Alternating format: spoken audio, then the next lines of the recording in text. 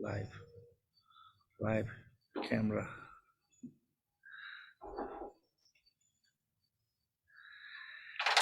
Okay, good morning and good evening. I think there are a few of them. Good evening. Okay, so today we're going to talk about the karma.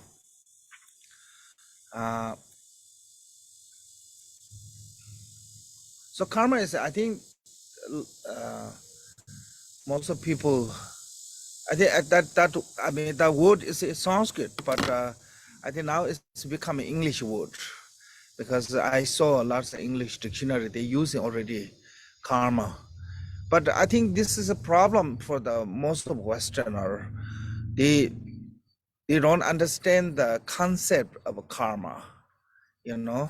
And I heard this one is I don't know, but I heard this one is lots of people think karma is some kind of some type of a punishment.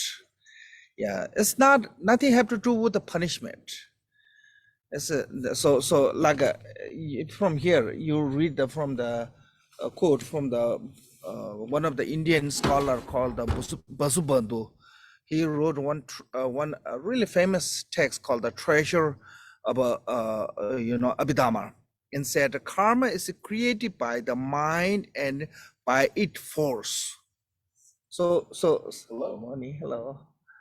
So that is I think important is created by the mind and its force. So we put action.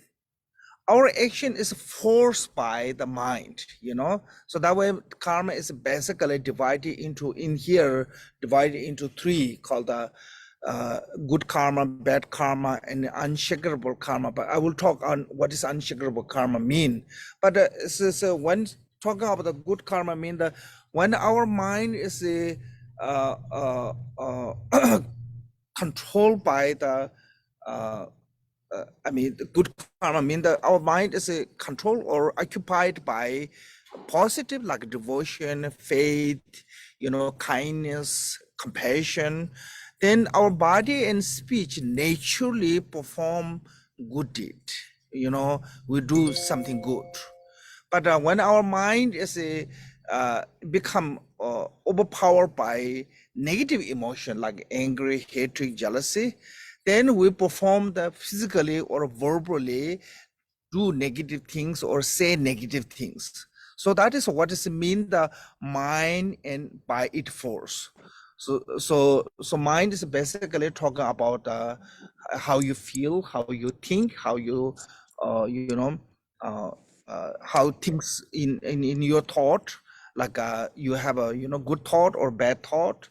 And in here, good thought as a talking about something is a positive, which is a positive mean in the Buddhism. What is a positive thought mean? That thought will bring to the some kind of a good result, and following by that thought, physically or verbally, you will perform something good. So then that is a good thought. Because sometimes from that good thought, the action looks negative, but it's not negative. It's positive. Like when we make mistake, our parents shout on us, and when we make mistake like a school or anywhere, sometimes we receive the punishment. That punishment or shouting or scolding sounds negative, but it will give result will come positive way because it's come from the care. It's not really try to criticize or you. It's more like a try to make you better. I think those are different. Make sense? So lots of people saying when like parents shout or sometimes give punishment, people saying it's abuse. Everything's not abuse. When parent, for example, when parent give you abuse, what called the punishment because you're not doing for something good for them, then that is punishment. But if you're not doing something good for you, if you're making mistake, when you're making mistake, you need to correct it. If you're not correcting it by peacefully, then sometimes we need forcefully stop doing that one. That is actually not punishment. It's a kind of a constructive criticism. Make sense? So this reason, karma is talking about the mentally. I mean, in the Buddhism, we say first is body, speech, mind. Mind is a kind of thought. Whatever thought, good or bad, is a mind. Because of that thought, then your body and speech follow with that. So that is what karma means. That. So karma is literally translate is action, because any action will have reaction, will have a result. You're not going to find any action without a result. Make sense? So based on the result, then we said good action or bad action. So some action looks good, but it will give you bad result. Then it's become a bad karma. Some action looks bad, but it will give you the good result. It is a good karma. So that way, I think this is what does it mean. The karma mean talking about the action. Mentally can say. I think mentally action can say, yeah, and physically or verbally action. So whatever we put the action, it will give you the result. So that way they are saying karma created by the mind and its force. So whatever we created, and it become result. So everything is a, samsara or nirvana is a result of action. Make sense? So there's nothing is a come from beside the cause. Everything come cause. So this reason in the Buddhism have a difficulty to believing in the beside the action, believing in the something else created. So that way, Buddhism is a little bit different than other religions. I'm not criticizing or I'm not disagree or anything. I'm just giving you the differential. Like other religion, more based on the faith, and they believe in the Creator and all of those, and it worked for certain people. That's wonderful. But then in the Buddhism, we more give you responsibility of yourself. What kind of a society you want, not just complain. What kind of society you want, you have to build it. So basically we said inner universe and outer universe. So whatever inner universe you build, it become outer universe that way. So if you build inside is negative, no matter how you try to fix outside, nothing can fix. So there's one really nice example of one of the Indian scholar.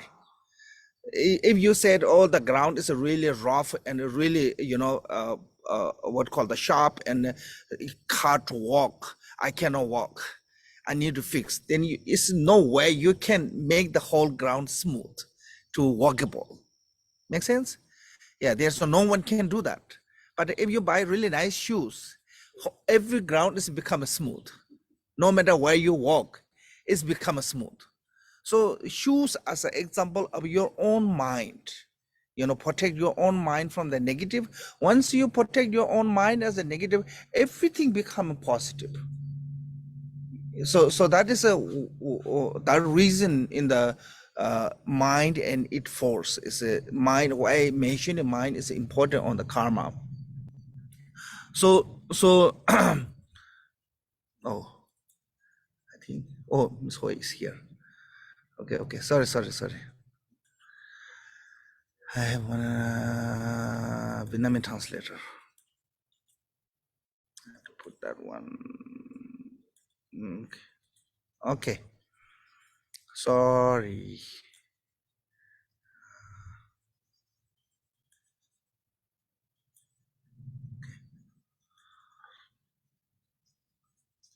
So that is what does karma mean? I think we can just leave here. And this one, basically, in this chapter, there's a, I don't know how many classification, primary characteristic, aspiration, strict result, increasing from the small to and inevitable. These six comprise the karma as and result. So there's a six category mentioned about the karma. Okay. When talking about the classification is they divide it into three types of karma in the Buddhism. It's called non-virtue karma, or non-meritocratic karma and result, and meritocratic karma and result, and last one is a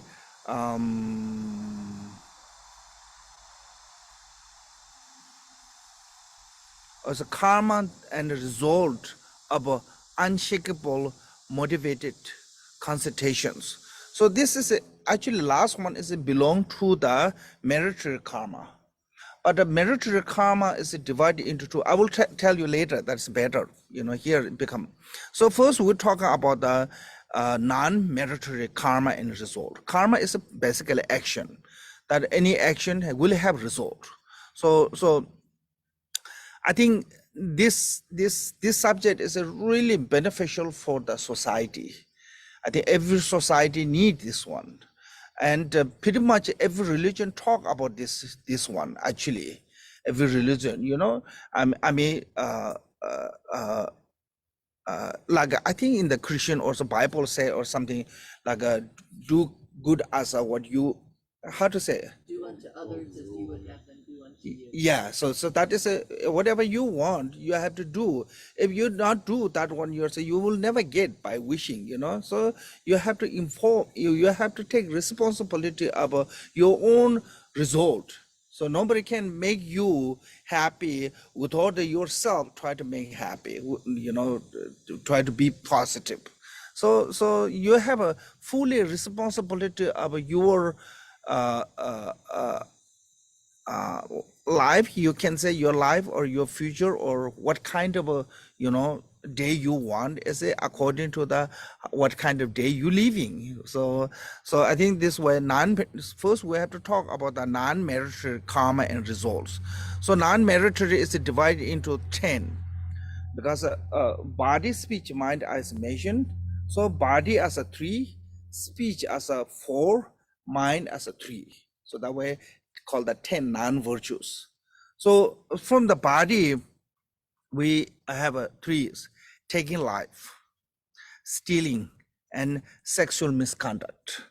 So each one have actually subdivision. I put some list here. Each one have subdivisions. For example, taking life. Taking life means the killing. Killing have 3 different ways to kill. Kill by the attachment, kill by the hatred, and kill by the ignorance. Sometimes you kill sentient being with attachment, like a hunter, butcher, and people kill for also sport. I think like old time people kill lots of animal for the sport. So I mean nowadays still now they do lots of area. So this is you're harming sentient being. Even you're not killed, you're harming sentient being for your fun. Make sense? It's become a part of the killing. Like the horse race. I mean, how much they hitting to the horse? If they run best their way, but they same time they hit so much, continually. So this kind of a we put based on those are, I think, come from the attachment. So we kill sometimes with attachment. Of course, then we kill with aversion or anger, like you say, oh, they are my enemy. Then you kill with the anger, like a war or different time. We kill the other beings, because of our mind is corrupted with a negative emotion of anger. Then ignorant is a certain religion. They do the sacrifice the animal. So in the Buddhism, especially Buddha, before he become Buddha, he was really compassionate. So he never agreed with that, because in Indian tradition, Hindu tradition, earlier, they do the sacrifice animals. So one time there's a story, they doing the ritual for the, the royal, what called the chapel, can say, whatever, the minister, the royal minister in the Hindu minister, the royal family, he want to perform the animal sacrifice for sake of the Siddhartha when he was just little. Then somehow Siddhartha was end up there, in that area. And he asked why this, cow is tied on here. What are you going to do? And he said, oh, for your health's sake, we're going to kill this one. And then Siddhartha said, what does it have to do with this killing? Is my health. This is just innocent. It's just kill for my sake. I said, nothing have to do. It's not going to change anything, my situation, by killing this one. And he asked to the priest, do you care about me? And he said, yeah, I care about you more than my life. And he said, okay, then you sacrifice yourself for me. Of course, the priest said no. So Buddha was a sense, he was he really against these things, not just because of the religion or anything, belief or anything.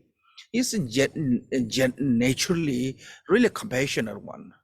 So certain religion, they perform this kind of ritual, but I think nowadays most of our country, they're not allowed. Even in India, legally you're not allowed to do that one. The countryside people secretly doing, but even Hindu system, legally you're not allowed to sacrifice animal like that.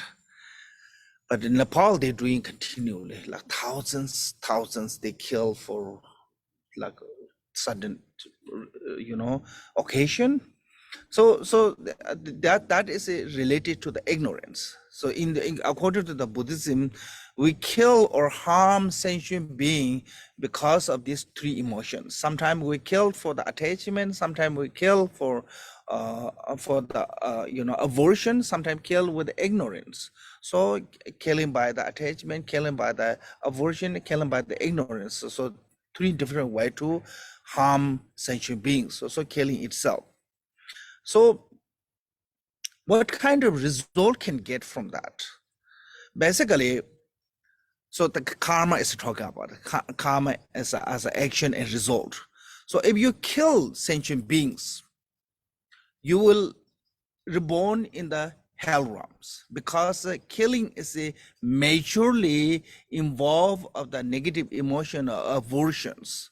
Without some degree of aversion, no one can kill other beings. Even you kill for the attachment or related to the attachment or ignorance, some degree of aversion you need. So that way, say the result of the killing, the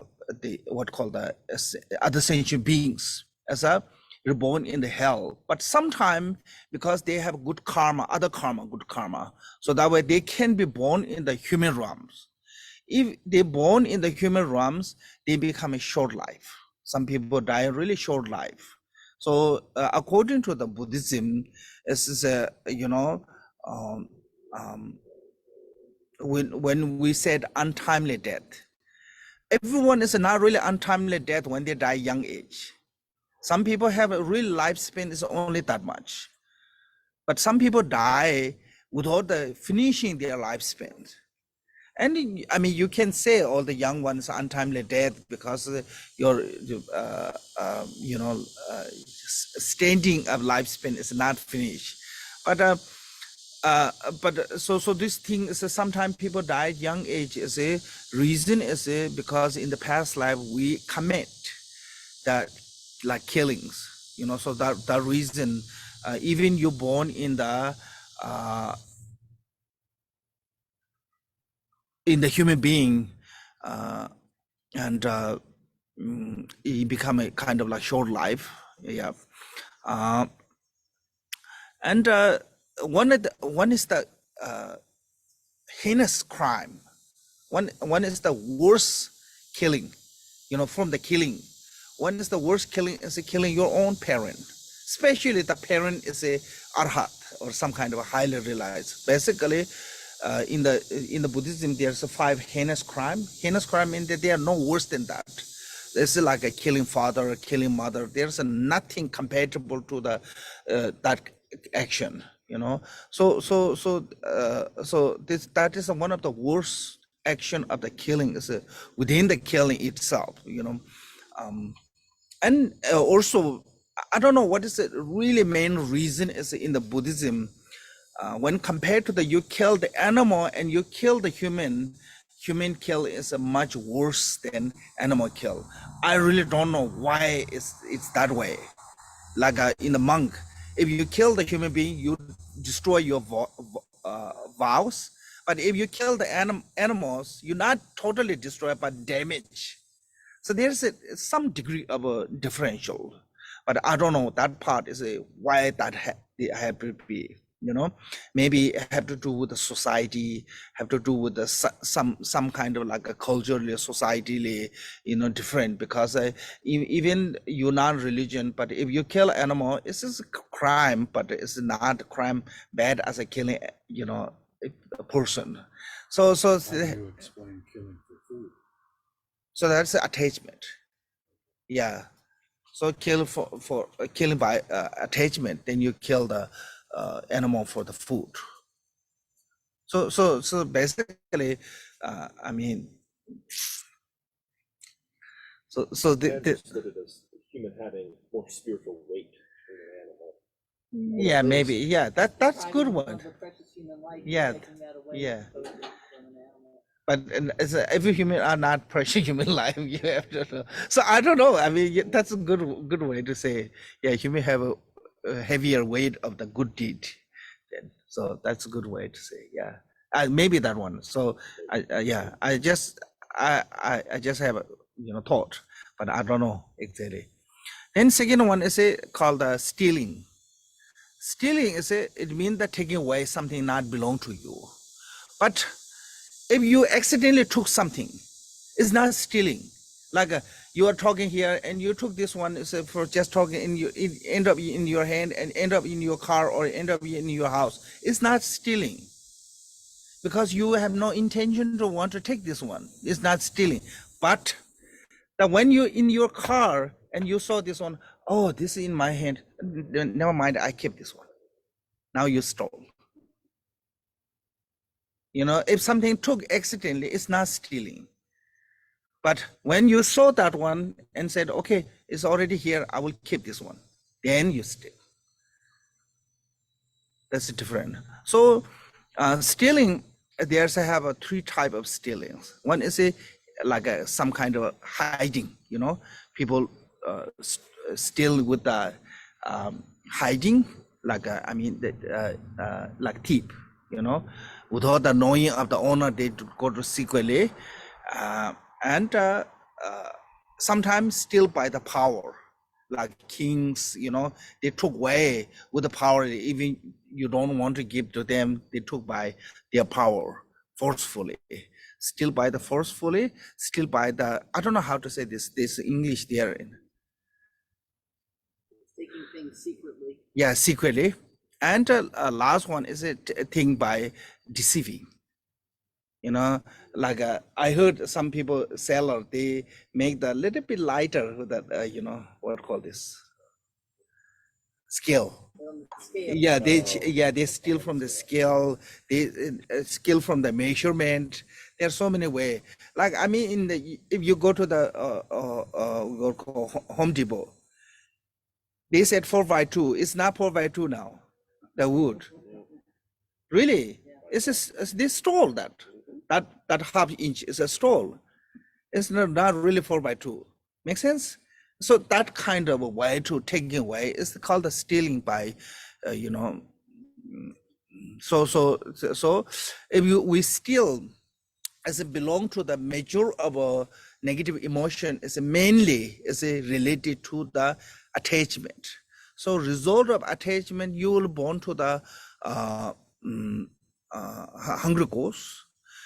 But some point you are not born in the hungry ghost because you have other good merit, because they maybe you born in the human realm because you have good ethic, Like for example, you had really great ethic for morality, other than the stealing.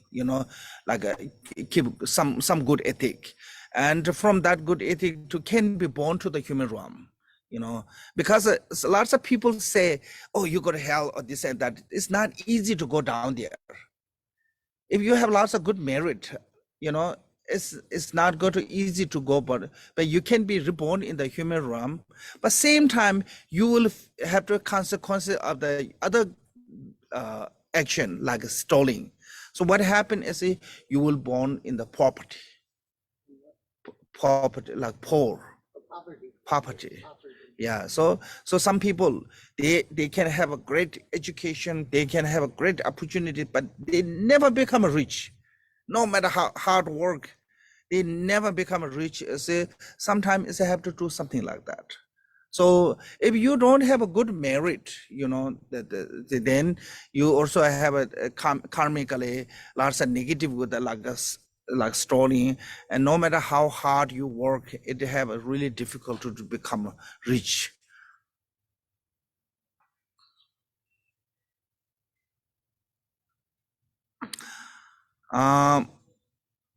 Then the worst of the stealing is the stealing to the wealth that belong to the three jewels, like a temple money. In the system, like a temple money, even a monk not allowed to use the temple money. Really, because it belong to the three jewels. People, when, like for example, people offering to the money in the shrine room must use according to the shrine room or something related. So you cannot use that money to the like a kitchen stop or things like that. It's become stealing from the Buddha. And some, I don't know why it is that way, but somewhere I saw said, if somebody offering this temple that not allowed to use in other temple, like even sometime in monastery have a mini small temple, and you're not allowed to use that way, mix up. But I think that's not big deal. But so in like a in the Tibetan culture, when monk try to give to the money to the lay, that's a really bad karma. So one of the Tibetan masters said, bad monk destroy the family. How destroy the family is by giving them food and money. Then they destroy their karma, because monks offering is really heavy. People offering, Western is different. Asian culture, when they're offering, they have a huge hope, they require. So that way it's not easy. I heard when Tsongkhapa was later become a famous teacher, and his food and everything's good, I heard this from the story, but I haven't seen from anywhere. So his mother came one day, said, now you live in really good life, you should share with me a little bit food and things like that. And Tsongkhapa picked up his cup and throw in the rock, and rock crack. And he said, if you can handle this heaviness, I can give you. Yeah. So Gaji Rinpoche told me, when he gave his mother money, she never take, except when he get the payment from the government. Because before he come to West, he get the payment from the Chinese government. He got some kind of official kind of title. So they get some payment from government, little bit payment. So when he give that one money to her, then she accept that one. Other than that, she never accept. She said, I'm not going to take you this. Sometimes they translate as a black money. It's not really black money as a Western way to say, but because in Tibetan we call the kor. It's similar, like a heavy negative, like a black money. So his one was one book there called The Crazy Tale, the one book. And in there, he invited one Lama to give the transmission and teaching in his monastery, including him. That's like senior Lama. The senior Lama is a retreater.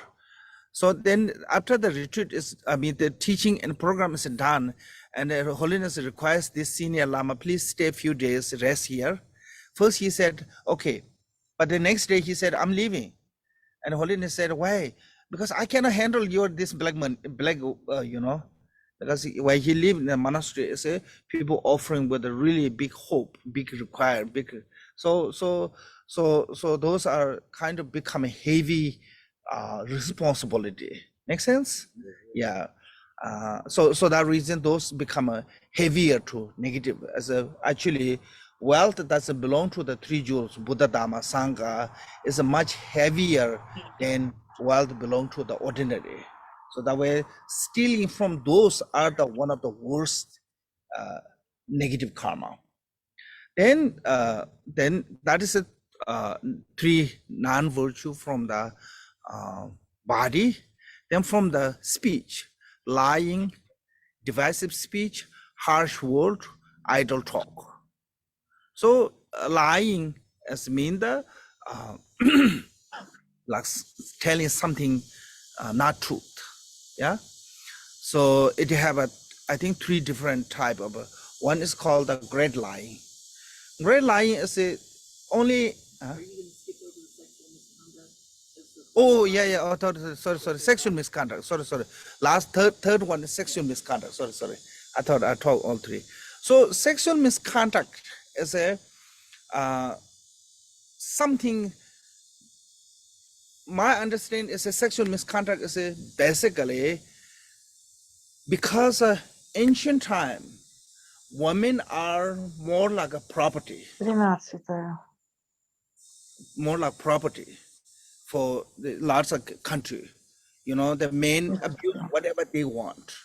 So I think that reason, without the willing about her willing, can say, you're not allowed to perform that one. That's become a sexual misconduct. So basically, there's the three different sexual misconduct. As a called protect by the family. It means that you cannot have a sexual relationship with the relative. It's become a negative. That's I think pretty much every culture they don't do, except some Indian and some area they marry to the cousin. I don't think so. Western they do that one. No. Yeah. Second cousin is okay. Tibetan we said family is a 7 generation. Yeah, 7 generation you become a blood relative. After 7 generation, nobody knows. So that's a relative mean that we count as a 7 generations. So that is called the protect by the family mean. So if you have this kind of a relationship with the direct family, related, then it's really sad. I think, especially I think this is negative is because of the society. Make sense? I think pretty much. But Buddha himself married to his first cousin. So in India, I think it's okay. But Buddha said, I don't know, somehow in this teaching is that sexual misconduct mean the one is a kind of protect by the family, mean the relative. Yeah, but I don't understand. Buddha his wife was first cousin. I think it means incest, meaning having sexual relations with your children or your sisters and brothers. I believe that's what it's referring to. No, this is a relative. Basically direct is a relative, brother and sister. Yeah, they can be that way. But so in the Tibetan culture, it's a cousin, so also include there. And the second one is called protect by the owner, like or somebody already have a husband, somebody already have sometime is owned by the king in the old time. Then it become legally problem. If you take king have a official wife and there are many girls. If you take one of those, you become a big problem. So I think this reason legally it can become a problem. And last one is called protect by the dharma. Protect by the dharma is basically even your wife or even you, it is your wife, because it's why is using wife is a most of teaching is taught to the monk or man, that way. And also sexually abuse is a majority, I think can say, is happen from the male to female.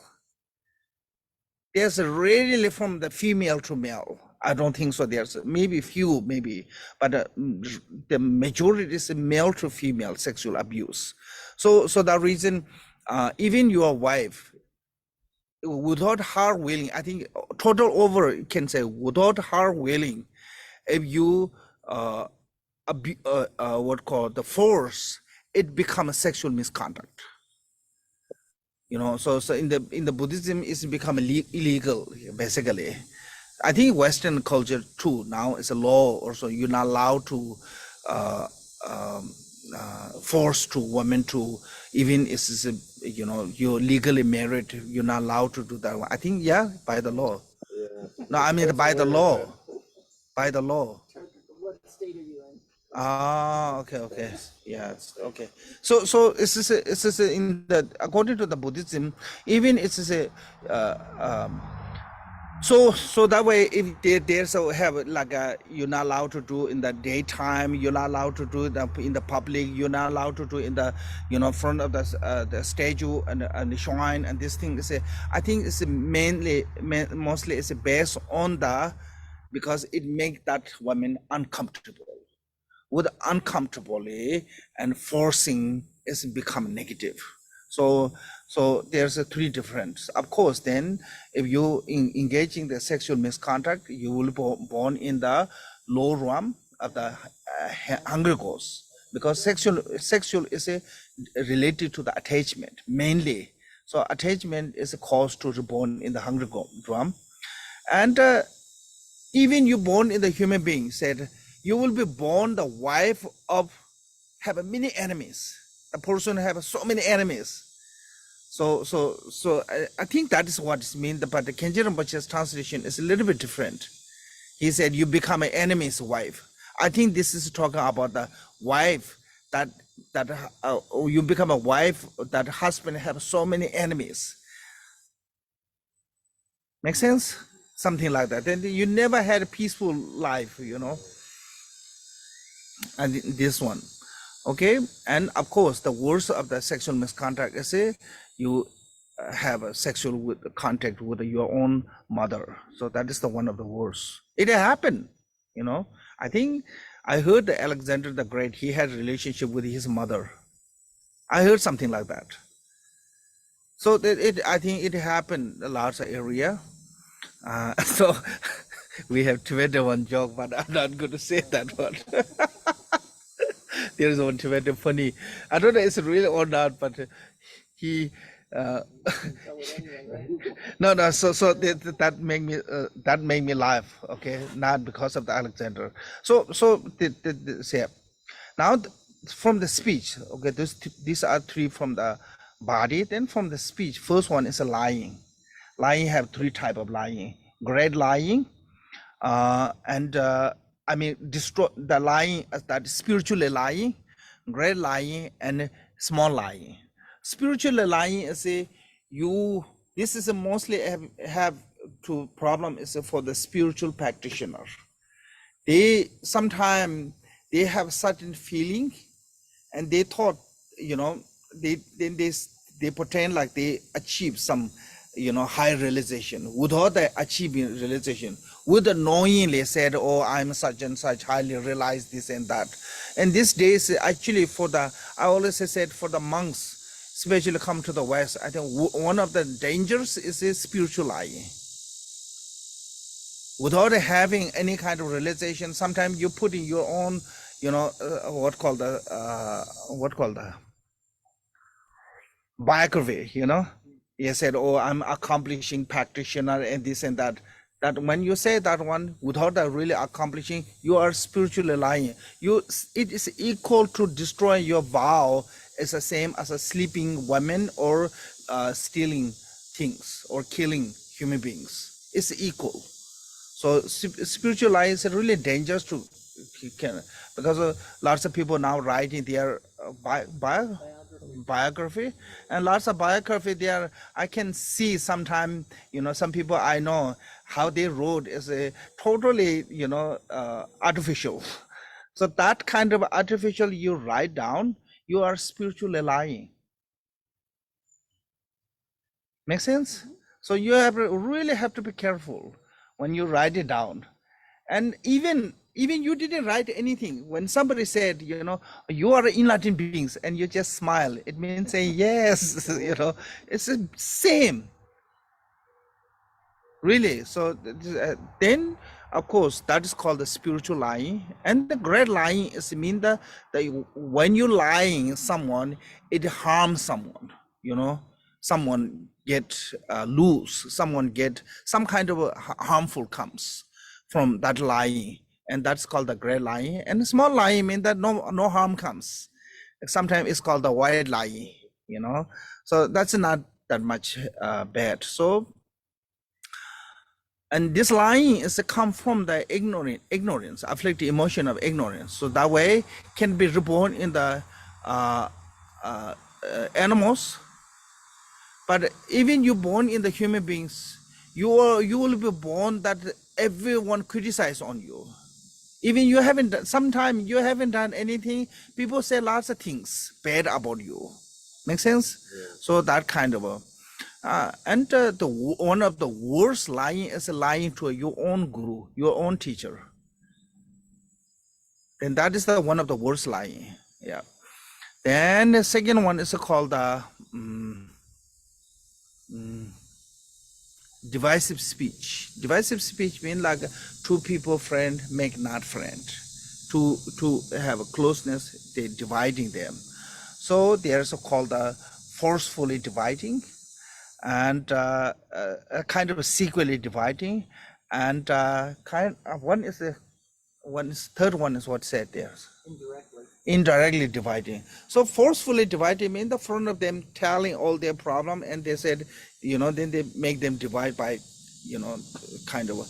And one is like kind of goes to this person said this, and go to the other person to say this, like not front of both together, but just going to, some people love to do that one. And then the one is just hinting, not directly saying it, but hinting way to, then like through your friend or some hinting way to, and dividing them. So either way is a divide, and because the dividing is motivated by the afflicted emotion of anger, aversion, so that way it can be reborn in the hell realms. And even you're not born in the hell realms, you will be separate from your loved one. Like sometimes, they, divide with a friend, and so it happen that one.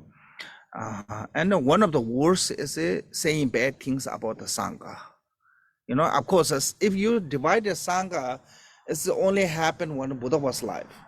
So Sangha, this called the, Sangha divide is not going to happen unless Buddha is there. From the 5 heinous crime, it's not going to happen, because even Sangha is divided. Everyone is, they divide into 2 groups, but everyone is following to the same Buddha. So that way it's not going to happen that way. But it's become a really heavy negative. Then harsh word. Harsh word means saying bad things about the people, So that way earlier I said, sometimes it's a harsh, but it's called a constructive criticism. The constructive criticism come from the care. It's not become a negative harsh word. It's a harsh word, but it will give you good result. Sometime in our life we need that one. Sudden harsh word, it help. In the later you will appreciate with that. But at the moment, of course, nobody want to hear the harsh word, no matter what. But some harsh word give you as good result. So it's okay, that one. I believe that one's okay. I mean, I myself receive it many times from my mom, from my uncle, from many people receive the harsh word. But long as they care, they really want to be you a better person, and it's okay. Then certain culture they have that way to how to deal with this harsh wordly.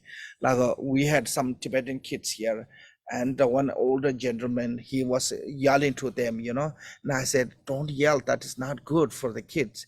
It hurt their what call um,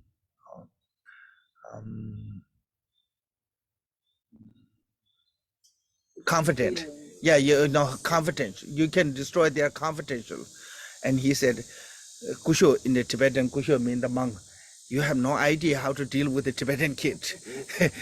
If they're not harsh on them, they will never go to listen to you. So some culture have that way, this is not like negative way to come, but this is a harsh word, is to try to I think with the negative emotion of the anger, make sense, with the negative emotion of the anger, when you're saying harsh things to other people, then that is become a harsh word. And one is directly saying harsh word, and another one is saying is a kind of like a hinting way secretly, and sometimes is saying with the like third party, saying harsh word to the through the third party, fourth party to the saying. So there's a many different, but basically it's a involve of the your negative mind as a aversion, and forced by that aversion saying harsh word. Make sense? But if you the mind as a positive, as a care, and say a harsh word, it's not become a negative harsh word. So that way you have to remember, this karma is a negative karma, non-virtuous, harsh word must be forced by that emotion related to the negative, which is the negative emotion like angry, hatred, jealousy. So harsh word, if it come from the afflicted emotion of the anger, then definitely that is become negative karma. uh, and um, if, even you're born in the human realm, you hear lots of um, bad news, that is. And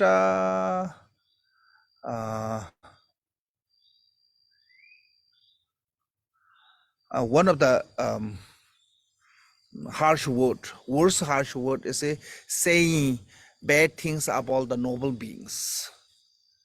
Noble beings, yeah.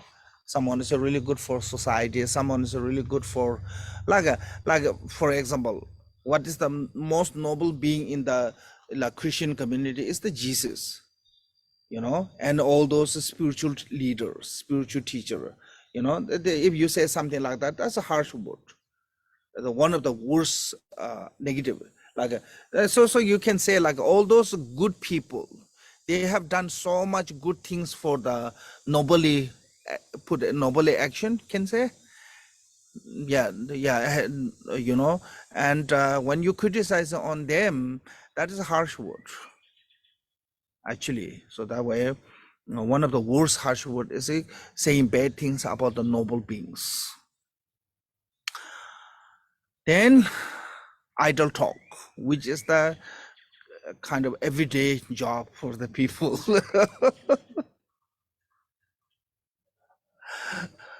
So this called the wrongly idle talk, is a chanting for kind of like a in the Buddhism, I mean, like a tirdik is mean the kind of a mantra or something that is not related to the liberation, any kind of chanting is called a wrongly idle talk.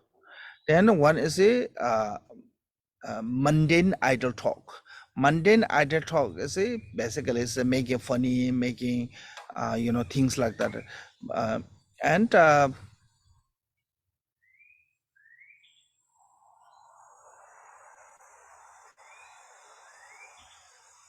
then truth idle talk. This is it. especially Buddhism. This you need to know is you're not allowed to give Dharma teaching somebody who have no devotion. So that way, actually, in the Buddhism, you're not allowed to be what call this.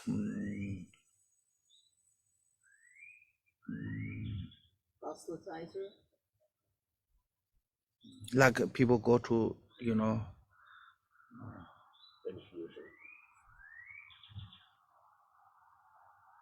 like a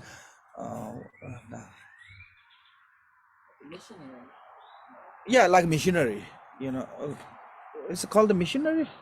Well, someone who's trying to Yeah, give comfort their you. gifts to Yeah, convert yeah, someone yeah, yeah. else. Try to make you comfort without your willing. So in the Buddhism, you're not allowed to give the teaching to the people who not have a faith. Reason is why is not allowed is when I give you teachings, you're not interested, it bother you and only increase your negative emotion. Make sense? And it's become a negative for you, negative for that person. So that way Buddha said, don't give the teaching to the not have a devotion. So that way, in the Buddhism, one of the most important is you have to request teachings. Without the request teaching, even Buddha himself, only few of his sutra is taught without the request for the future sake. Other than that, like 80 or 90% of his teaching is a request by someone. There's nothing, he just give the teaching directly. So if you read any sutra, there always be someone asking him, someone requesting him to please give the explanation on this. So because you're not allowed to give the Dharma talk, even it's Dharma, you're not allowed to give if that person is not interesting. Make sense?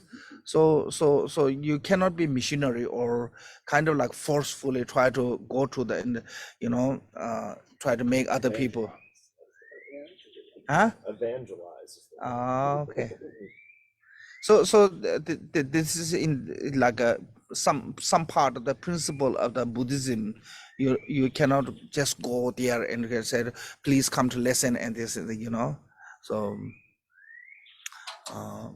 I mean, nowadays most of teachers try to search for the student, but all time, like historically, for the last more than 2,500 years, is it always be teacher student searching the teacher. Now it's the teacher searching for the student. Change the time. All time is there's no really like most of teachers they never travel here there all time. They stay most of time in the one place, and all the students come to that place to then train and learn, and that's how that's how become called the seat of the what called that particular lama. Because they the rest of their life they stay there, they meditate there, they practice there, and they teach there, and whoever wishing to learn Dharma, they come to there. So the reason is this one. Of course, then from the mind, first is a covetousness. Covetousness is a kind of attachment. So there's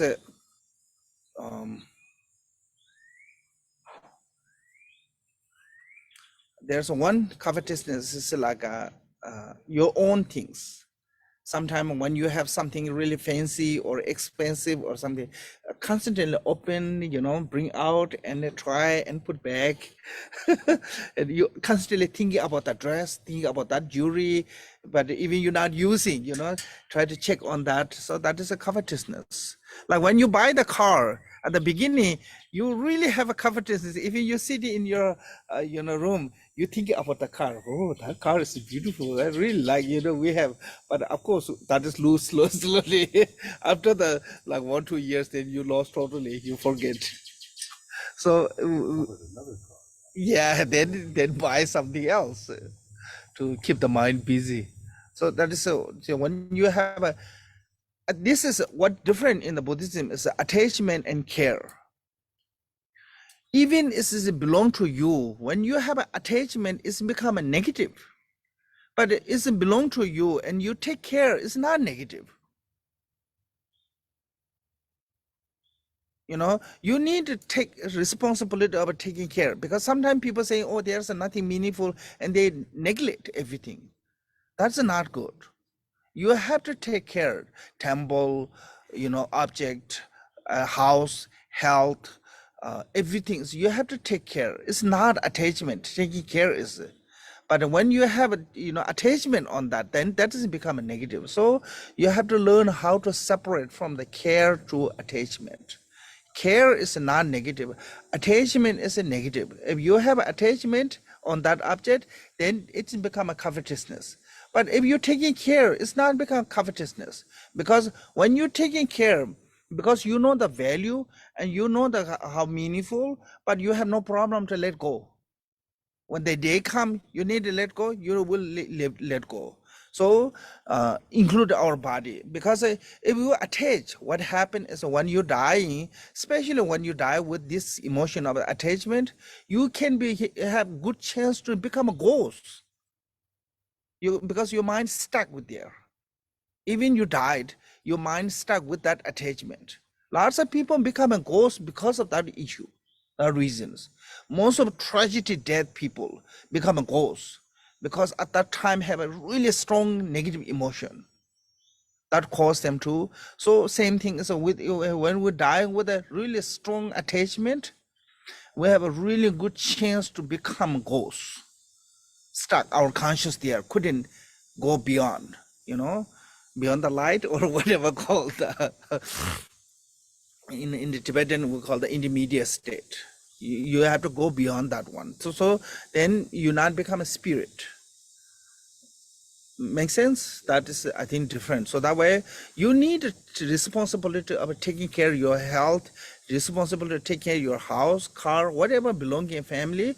You need the responsibility to take care, but same time you have to learn how to detach, you know. So those two separate. So because of sometimes people saying, oh, you know, phenomena are not meaningful, attachment is not good, and same time they become neglecting. That's not good. When you neglect, it's become really bad. So that reason Buddha, you know, he said you have to search the food for every day, and you have to seek the physician if they have a health issue. And even Buddha said, when you have a health problem, no matter what time you need eat, you should eat according to the doctor's instruction. Even evening eat is no problem when related to the health problem. Normally Buddha said monks shouldn't eat afternoon, after the afternoon.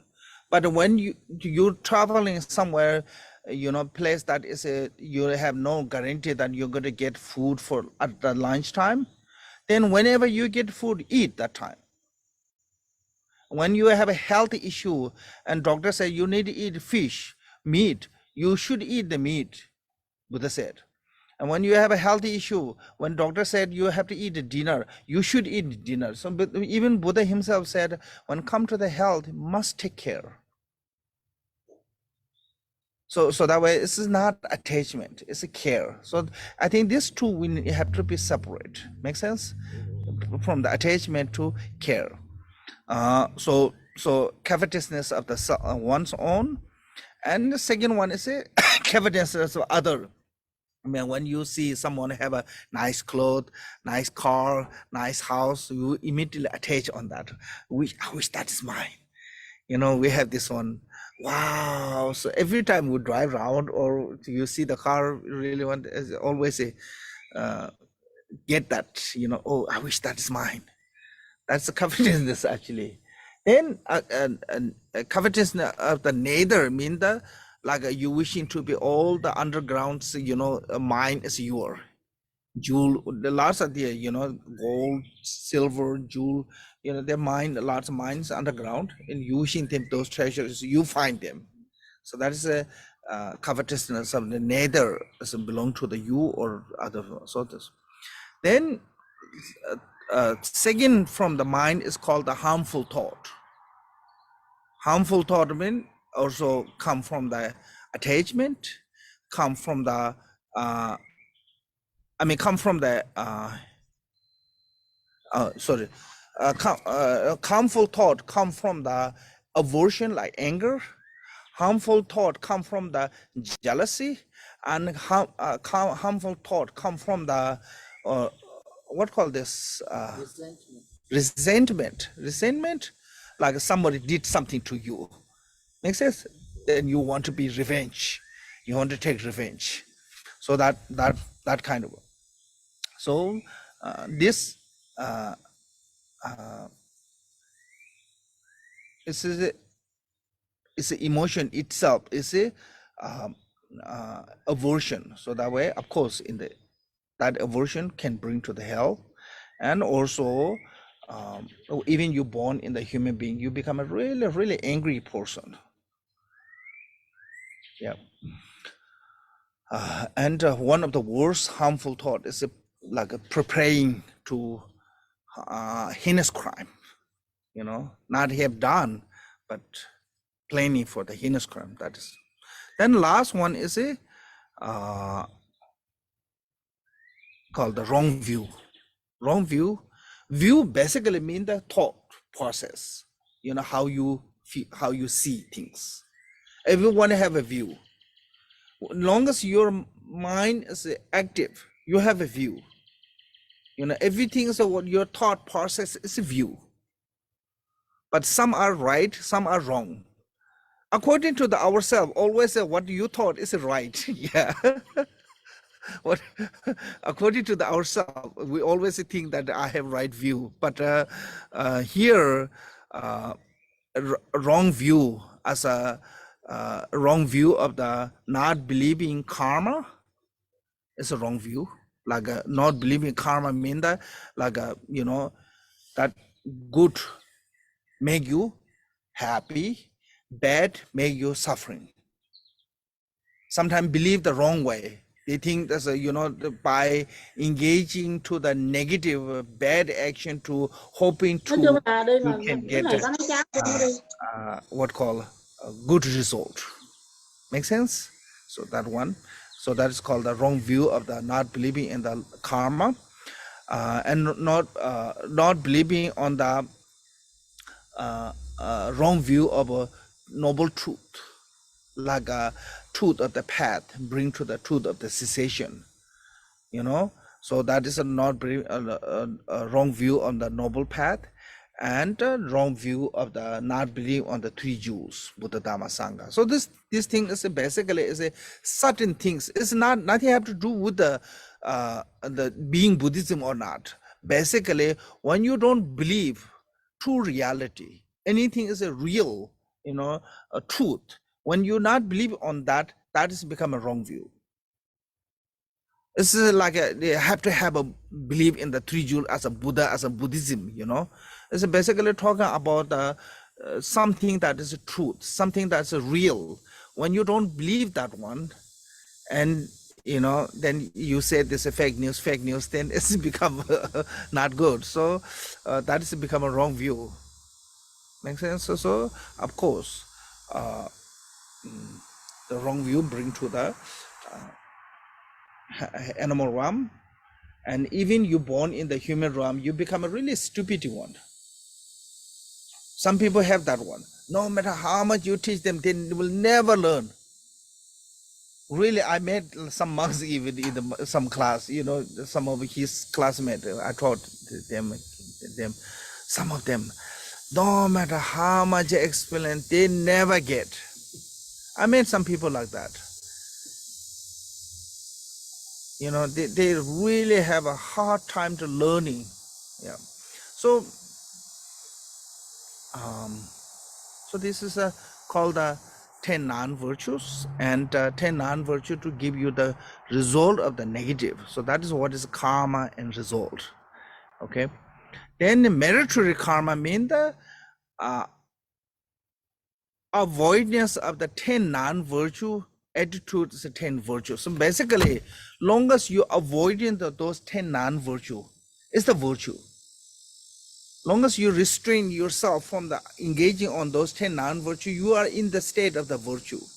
Even you do nothing, it is still, because why restrain is because you have this habit, you have this want to do, but you discipline yourself that way. But if you don't have a feeling of a want to do, then there's no discipline. Then that is not become a virtue.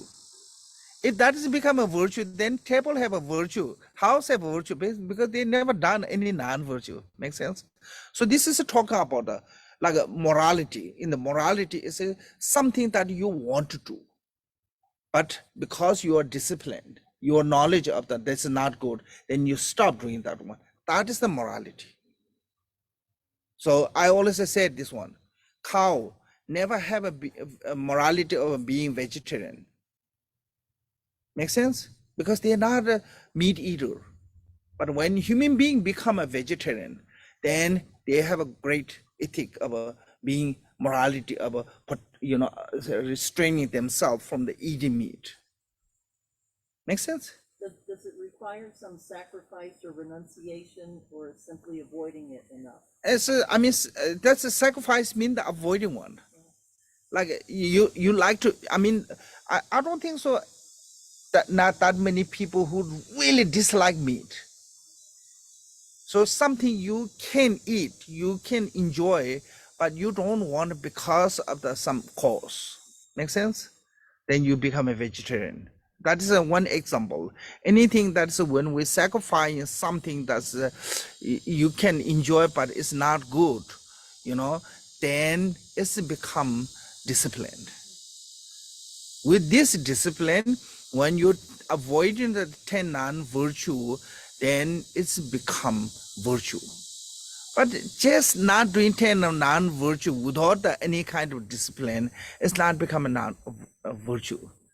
If that has become a virtue, then every phenomena have a virtue. Yeah. So I think this is not just talking about the avoidance of the 10 non-virtue. It's not just avoidance. You have to have a kind of sense of discipline. Make sense? With that sense of discipline, then if you're not engaging that 10 non-virtue, you are avoiding or you're protecting yourself those from the 10 non-virtue. That is a virtue. You cannot do anything unless don't do. Like before my uncle died, he tell to his children and all of us, he left a message, a final one. He said, even you cannot help anyone unless don't harm anyone. Because we are capable to harm. If you're not capable to harm, then no need to worry about that. Protecting yourself from the harming sentient being. Yeah.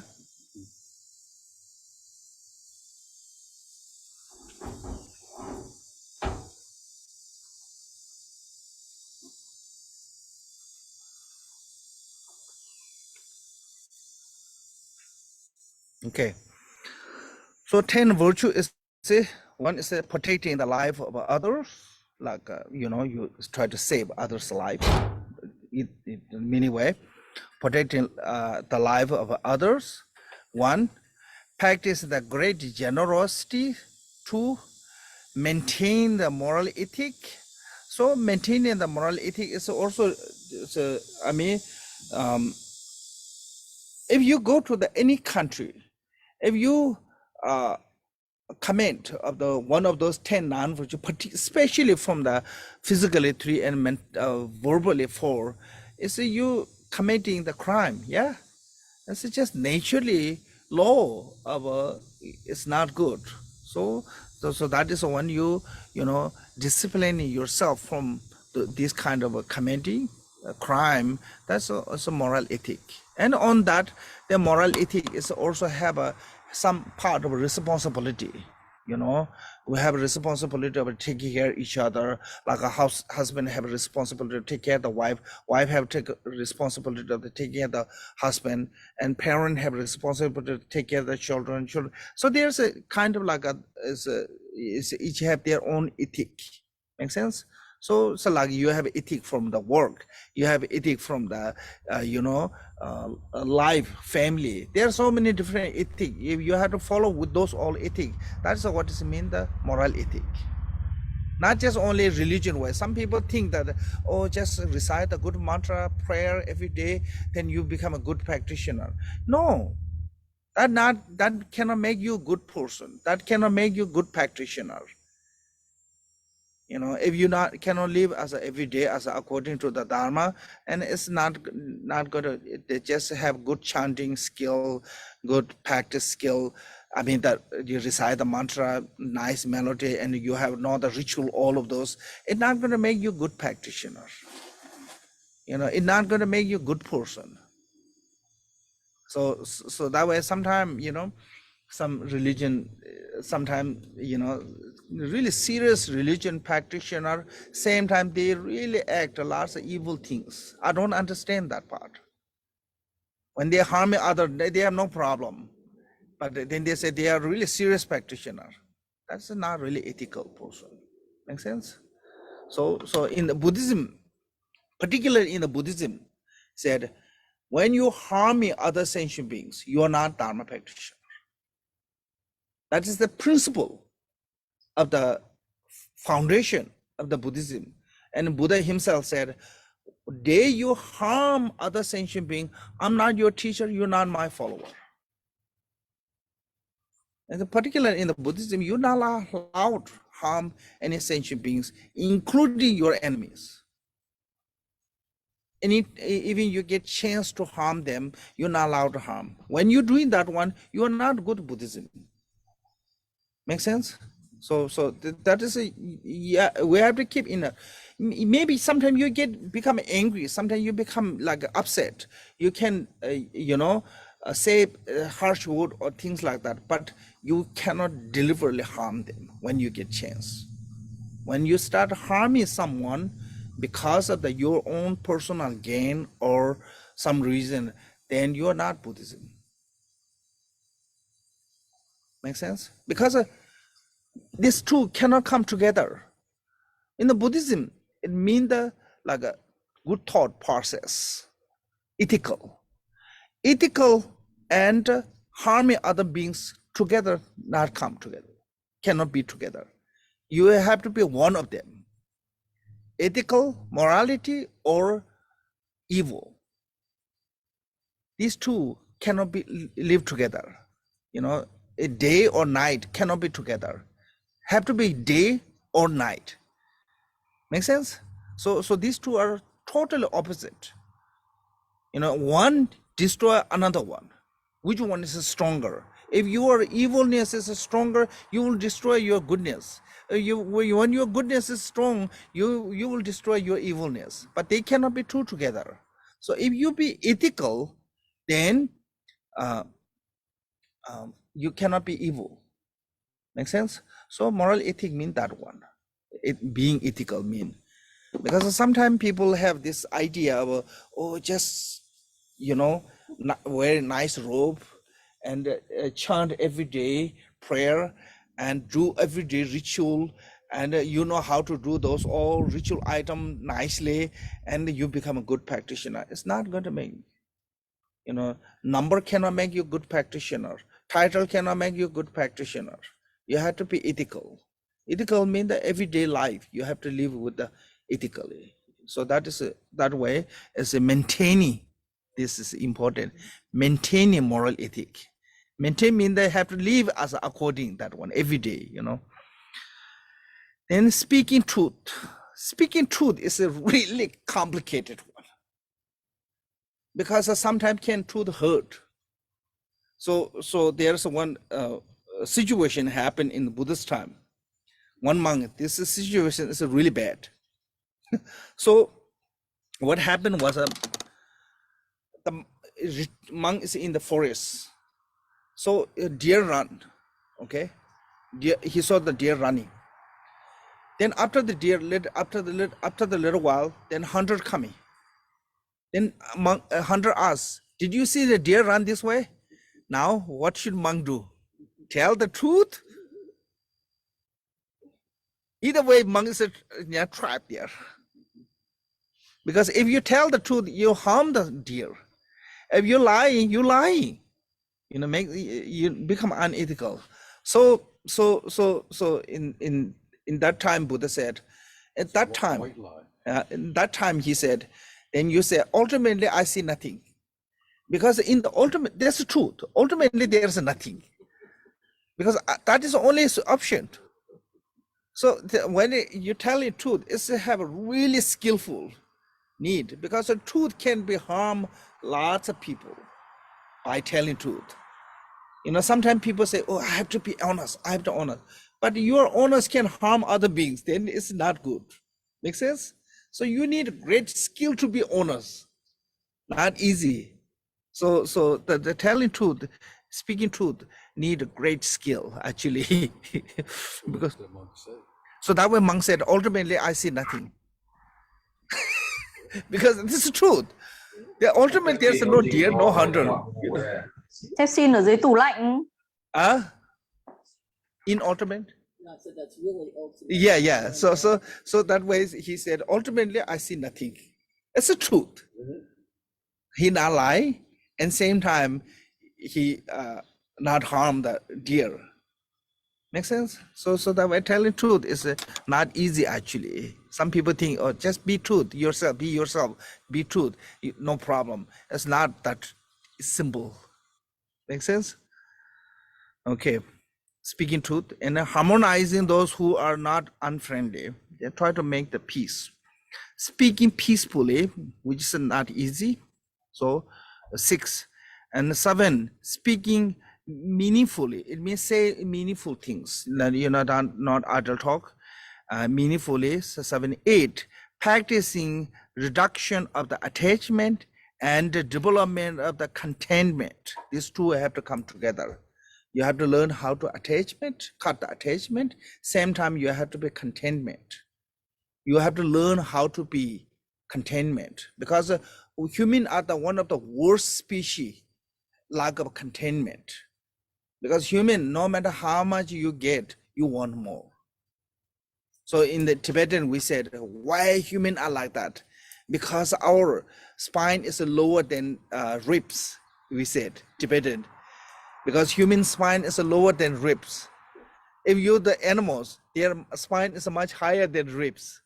So that way they have more contentment than human being. We said that one. So that way human, now no matter how much you gain, your hunger is get worse and worse. So in the Tibetan also there's a way said, people who want to become a rich, they never eat. I mean, when you eat, then you feel like, oh, you know, I spend my money, then I become less rich. So actually, if you look this way, you know, sometimes people, when they become a more richer, they become a more stingy. Sometimes, not everyone. So because their competition of now, there's a like billionaire, the billionaire to trillionaire, whatever, the competition is go higher and higher. So, oh, to say that. And then it's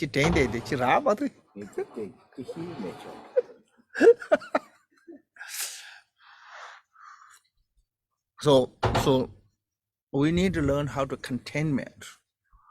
You know, just be happy with what you have, who you are. That's important. Then you get sense of a meaningful life, sense of a peaceful life, sense of a, you know, if you try to compare to someone else, you never become good. Other side of grass is always be greener.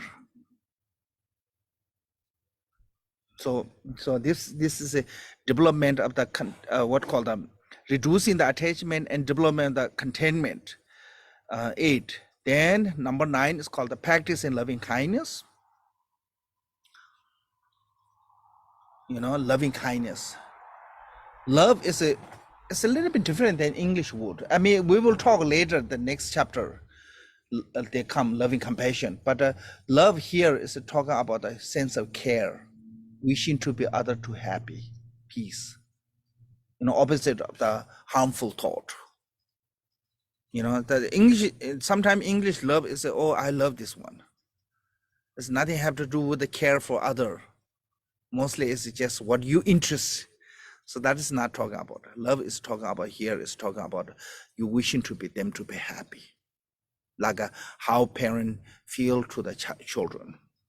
You know, how like true love, husband or wife or anyone. So when you have a really truly love, it means that come from the care. So there's a two kind of love come from. One is come from the care, one is come from the attachment. Attachment come from the attachment, the love can easily harm other beings. Like you kill the animal because you want to eat, consume the meat. That's love that your love of chicken or your love of a steak is come from the attachment. You can harm other beings. Yeah. So I think you have to be careful with the one come. So loving kindness, these two put together, then it's show the sense of come from the care. And last one is engaging the perfect meaning. So avoiding the wrong views. Perfect meaning means try to find the meaningful things, truth. You know what is a real reality, truth. So that those are the called the 10 good karmas. Then karma and resolve the unshakable meditative concentration. Why is called the unshakables? Because through the meditation, when you have a stable meditation, you can be born in the form realm and formless realm. Once born to the form and formless realm, your resolve of that will never change until your lifespan is finished. Stay same level. Like a human, we are born from the good karma. Yeah, but sometimes we experience a lot of bad things. We experience the suffering. That suffering is not a result of the good karma, but still we can experience our result will changeable from the good karma to rebirth to the human realm from the good karma, but you can experience the bad karma to suffering in the human realm. So that way it's shakeable. The good, this also you can be born in the low realm because of the bad karma, but sometimes in the low realm too you can get some joy. Especially Western are most of pets, they have a really great life. They enjoy their life, some sense of, make sense? So that is reborn in the lower realm as an animal because of the bad karma, but you have a really joyful life. So that is shakeable, changeable. But once you born on the form realm and formless realm, long as you stay in that state, the place, the meditation state, it will never change that state, can say situation. And never change, always the same, maintain it continually until your lifespan is end. That is what means the unshakable. But basically, this is belong to the meritocratic karma, part of the meritocratic karma. So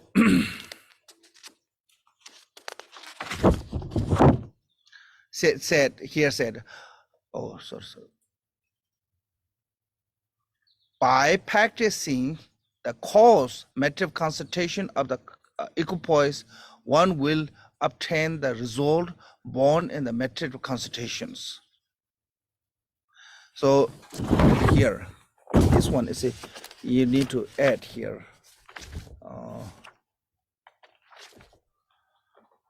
Jewel ornament is a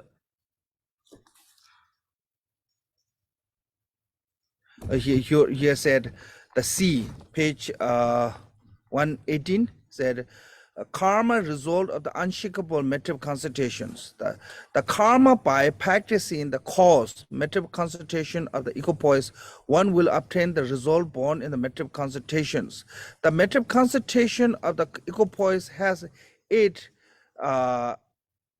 preparatory step and 8 level of the actually meditative concentrations. One special meditative concentrations.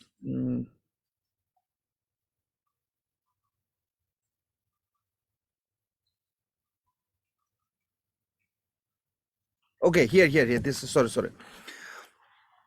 Here said the result referred to is 17 realm within the God form God realm and 4 within the formless God realms. Here the cause and result will be directly related to the one another's.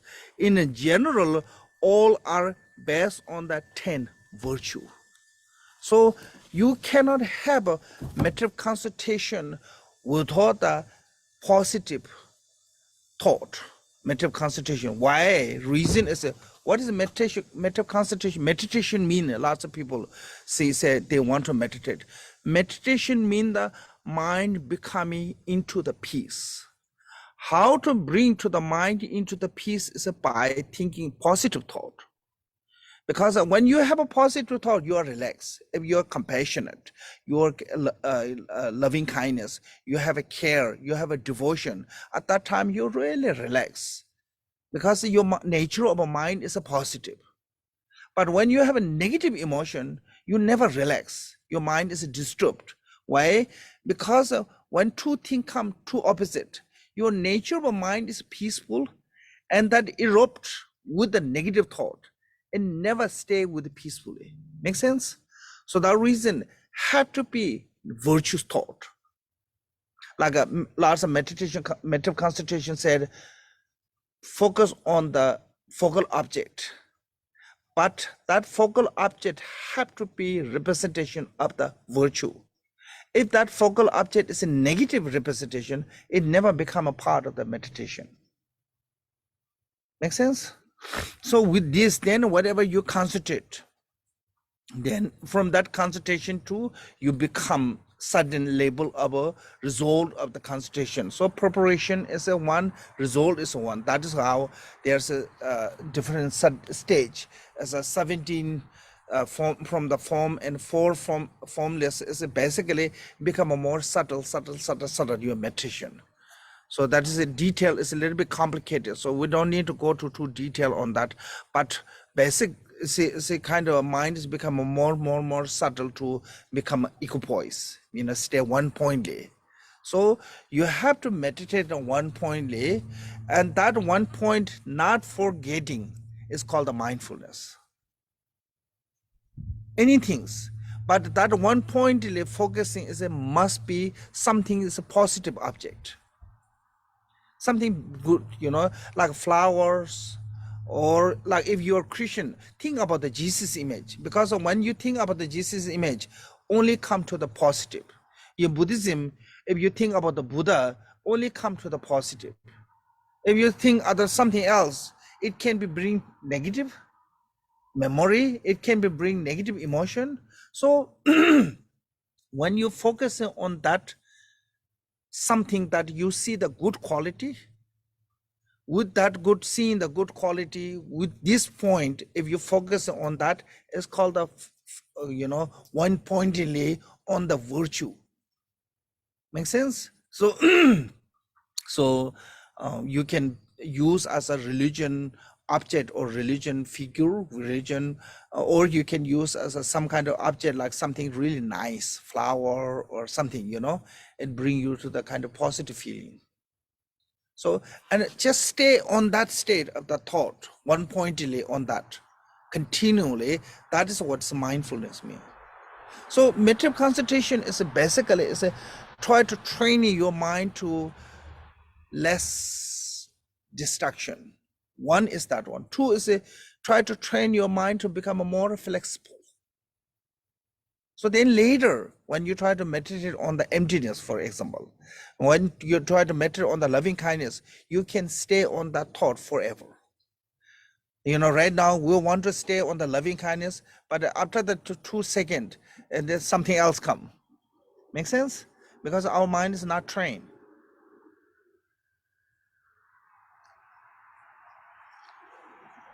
We call the monkey mind. Because untrained forest monkey, when you ask them to sit there, they jump. Yeah, but when they capture and train them, when they said sit there, they sit. I saw the dog, the owner left the food, dog food there, said, don't eat until I come. And dog just watch and this. Really? Yeah. They stay there. When owner comes, okay, now you eat, then start eating.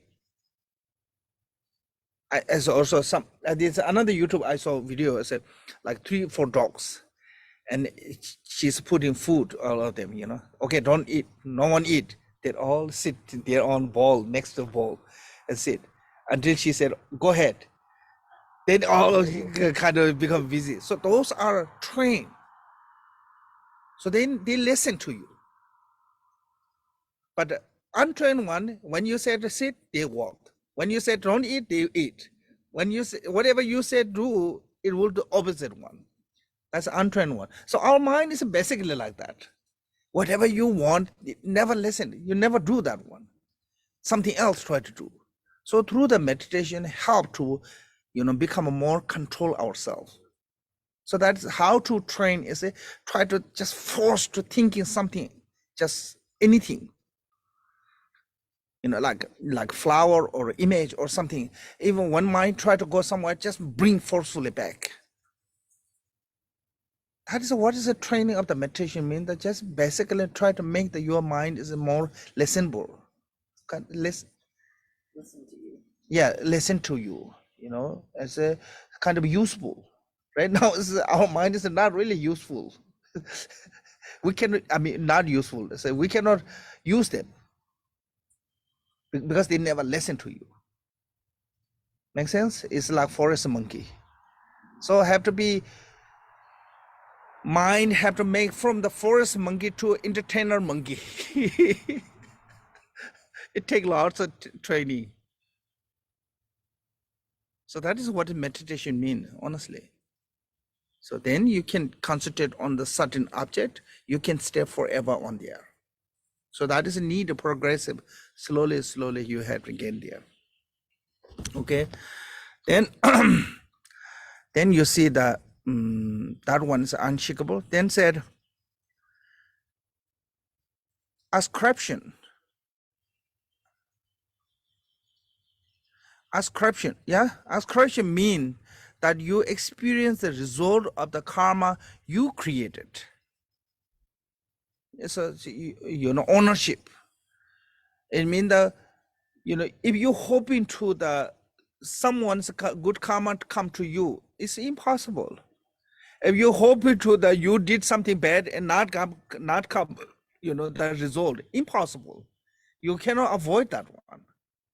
So that way it's later the Buddha said, if Devadatta created the karma, it only experienced the continuity of the Devadatta, not for anyone else.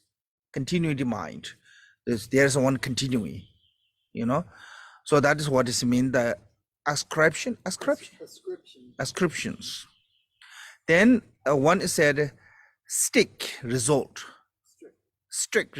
mean that one will experience the happiness and or suffering, which is mean that from the negative suffering, from the positive happiness. You cannot expect from by negative action to happiness. You cannot, you don't need to fear or worry about from the positive to come the negative outcome. You don't need to worry about that, but you also same time you cannot hope from the doing negative you can get the positive. That is a mistake in the samsara. We're hoping to the pleasure and joy from the negative. That really what called the confuse to us. Our confusion created that we're hoping to from the negative action. How many people end up in the jail by bankrupting or doing something illegal things? When they doing illegal, they never hoping to be end up jail. They never hoping to be harsh punishment. In their mind, they don't have that one. They only have a goal is they become a quick rich or something that make quick money. But end up that is a huge mistake, punishment. So so that is what is mean the strict result. Then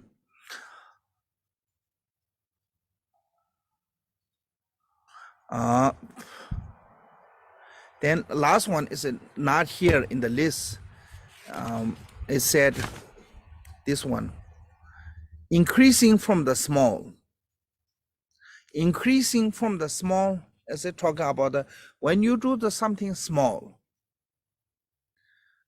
it can be great result.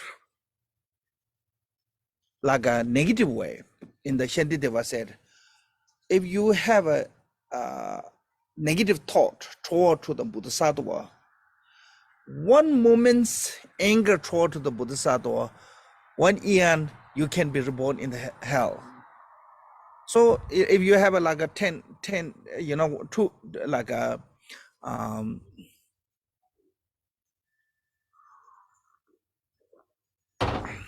2 minutes anger, how many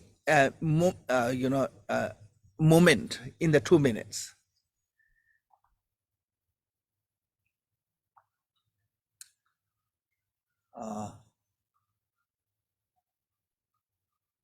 Like once this one minute, not even that minute, have 60 moment. So 2 minutes can be possible to have like few hundred moments. Then few hundred, if you have 2 minutes harmful or negative thought toward to the Bodhisattva or somebody's holy beings, you know, then you have a long period of time you're creating negative result from that. I mean, so I think same as a law too. When you did some things like high beings, someone is really important, like a official or some things. When you harm them, your punishment is much longer than common one. Make sense? Yeah. So it's it can be have a great negative, and at the same time, also one small action can get a great benefit. One time, one guy, he's a beggar, he's begging food. So when he got a handful of grain, and he saw the Buddha coming toward to him on the road, so he was so devoted to the Buddha, he just throw the grain toward to the Buddha, and 4 or 5 of them landed in the Buddha's begging bowl. Then he became universal monarch because of that 4 pieces of grain. Make sense? So Ashoka's life story, they're saying is that when Ashoka was furiously, he met with the Buddha and he offered some kind of like a small offering. He was just poor kids on the street, and he offering something for the Buddha. That way he became next Ashoka as a ruler of the whole India. That's the only few became that kind of a king in India.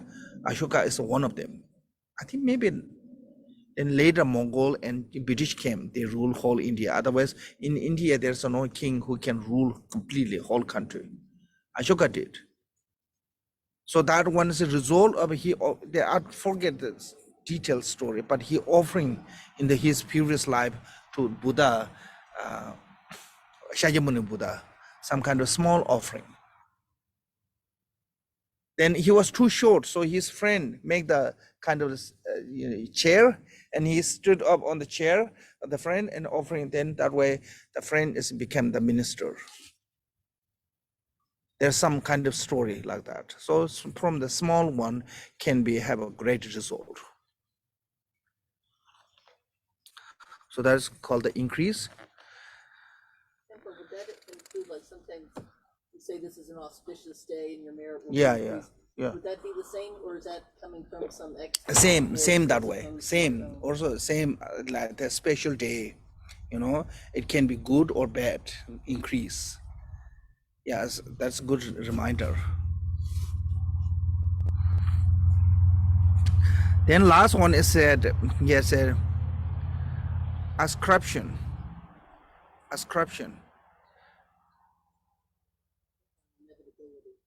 Oh, okay. Oh, here. Sorry. Yeah, inevitability. Sorry, I couldn't say. That is not here, but it's a spelling. It said INEVITABILITY,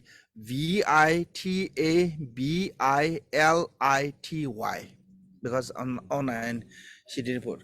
So that means that never be exhaust middle of there, because sometimes people think, oh, when I died, then those whatever I done is like for the law you can escape from the punishment. Like when somebody died, then nobody gave the punishment. But karma will come follow you continually. I think even you do the purification, some degree of experience you will experience. You cannot escape totally. There's even the purification. I don't think so you can totally purify it. You know, you have to experience a certain some degree. Through the purification, it may reduce. Like example of you may be create a really heavy negative karma that can be born in the hell realm, but when then sincerely purified, and you only got a short time, like a King Ajatashatru, he killed his own father, and because of his father's death, his mother also died because of that incident. He didn't kill her directly, but indirectly he killed her too. So then, but later he regret all this, his, you know, heinous crime, and he really practiced sincerely Bodhicitta and all this whole his life, become one of the great Dharma king. But when he died, he went to short period of time hell, but only stay short period of time. If he never purified, he will be there a long time. So that this reason, sometime, you know, when you're practicing Dharma, and you get sickness, a problem come in your life, that is a sign of a purification actually, because once you created negative karma, have to experience some degree, is have to experience on your body. Like in our past life, we created really heavy negative karma, can be reborn in the lower realm, but this life we practice Dharma, then maybe we get some kind of sickness, then that pay up everything. But there's no total escape from that. Even the purification, that is why it's called the inevitability. There's no total escape, even purification, you know. So it's not going to disappear. It's not going to be forget. You know, it's karma is like this. When airplane start in the runway to until certain time, you see the shadow, yeah? When you fly, take off, you see the shadow. Once you get to the really high the sky, you will never see the shadow. Its shadow is gone, disappear the shadow? No, it's invisible. But when it's get closer to the land, the shadow come back. So karma is like that. Sometimes it's totally kind of like totally, you know, gone. It's not gone. When come all the conditions come together, it will bang there. So that is what it mean that this one. So this is what is karma mean. Good or bad, it never mess up. Good or bad, never forget. Good or bad, never mistake. You know, whatever I did, you don't have to worry about the karma to resolve. It never come to you. Whatever you did, it will. I cannot hope from that too. It never come to me. So that way, sometimes, you know, parents are really rich. When they all the wealth they leave to the children become a kind of, they cannot digest that one, because if they don't have good karma. Make sense? Sometimes, you know, when you get the finally, you know, you think that you can be now is enjoyable, then your lifespan is end. So there lots of time we have this kind of incident that you never get chance to enjoy them. Because if you don't have karma, you cannot get that. Make sense? Yeah. So that is what karma mean. So because lots of people, especially in the West culture, karma, we just talk about the karma, but then the concept of karma is a kind of like different way. Then lots of Asian culture, karma is like a sense of a hopeless. People, oh, just karma, just karma.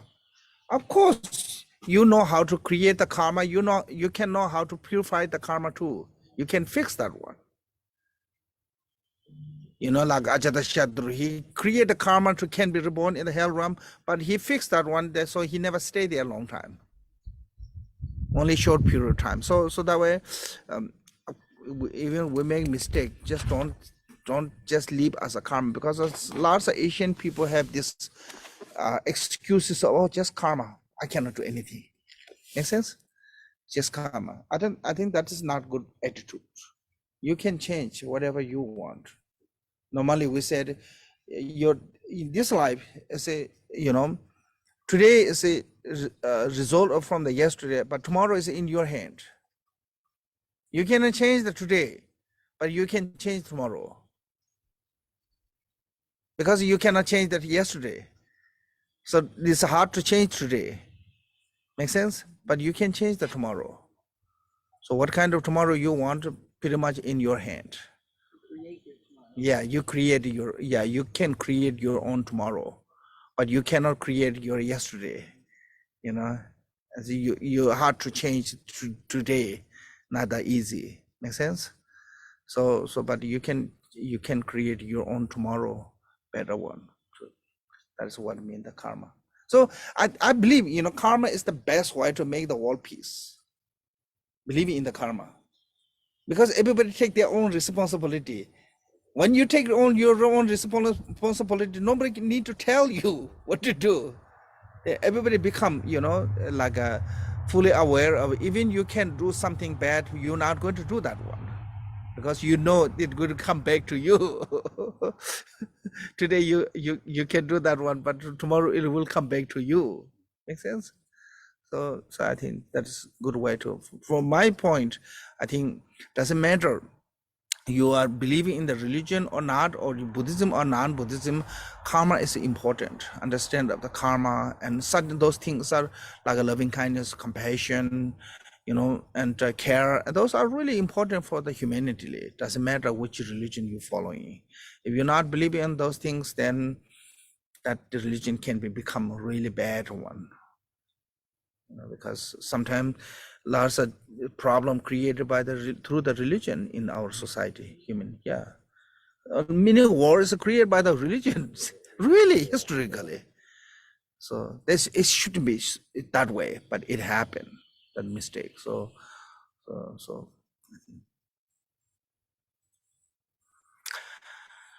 okay, thank you everyone, and thank you. Yeah, and Miss White, thank you so much. Your every day. Thầy chúc mọi người một ngày tốt lành. Trong quá trình chuyển dịch có gì sai sót con xin được sám hối ạ. Cảm ơn Zuchi, A Di Đà Phật. Come on, A Di Đà Phật. Thank you. Cảm ơn cô thông dịch và cảm ơn mọi người tham gia. A Di Đà Phật.